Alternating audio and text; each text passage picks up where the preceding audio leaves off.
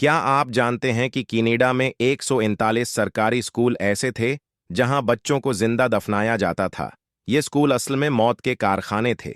यहाँ मकामी बच्चों को उनके खानदानों से जबरदस्ती अलग किया जाता था।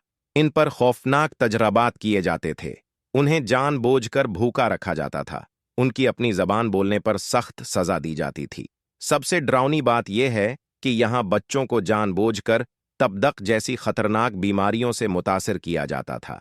जिनसी तशद्दुद और तबी तजरिबात रोजाना का मामूल था। हाल ही में हजारों बच्चों की लाशें बेनिशान कब्रों में मिली हैं।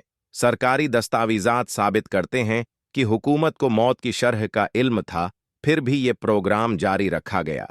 ये सकाफती नस्ल कशी 1831 से 1996 तक चली।